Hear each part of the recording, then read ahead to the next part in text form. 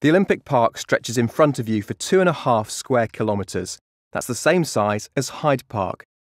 There's lots more coming up about the main venues, but just to get your bearings, look at the skyline moving from left to right, beginning at the black and white steel structure of the Olympic Stadium.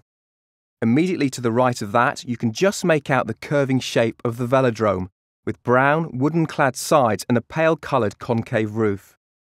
Next along is a white block that looks inflatable. This is the basketball arena, a temporary structure that reflects sunlight in daytime and at night will glow from lighting inside. The group of tall blocks looking right again is the Athletes' Village. Further right and closer to you is the Aquatic Centre. You can just see the tip of its swooping roof, peeping out from the right of the detachable wings of seating. They're temporary structures for all the spectators at games time.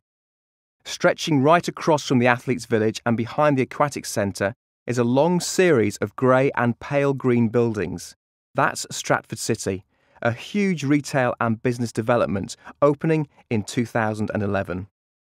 And finally, the tall red structure you can see between the Olympic Stadium and the Aquatic Centre is going to be Britain's tallest sculpture, the ArcelorMittal Orbit, designed by sculptor Anish Kapoor.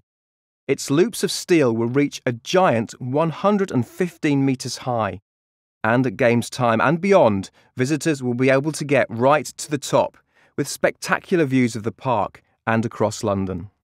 This is an incredibly busy building site, with more than 10,000 people at work at the peak of construction.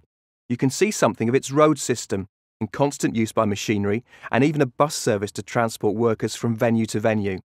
Every minute, up to 5 deliveries of materials or equipment arrive here, and more than half of them have been coming to the site by rail, and some by water too. A huge amount of the site was polluted by waste left behind by industries like textile printing, soapworks and chemical plants that moved here out of central London in the 19th century on the grounds of public health. Before even the first foundation could be laid, the Olympic Delivery Authority had to clean a massive 1.5 million cubic metres of the ground with huge soil washing machines before it could be reused on the site. One impressive piece of Victorian engineering remains, running right underneath your feet here on the Greenway. It's the giant pipe of the Northern Outfall Sewer. It was built in the 1860s to carry sewage safely and hygienically out of the centre of London, and it's still in use today. Now, for more about the main venues for London 2012, starting with the Olympic Stadium itself. And as you listen, you might like to take a few steps towards the stadium.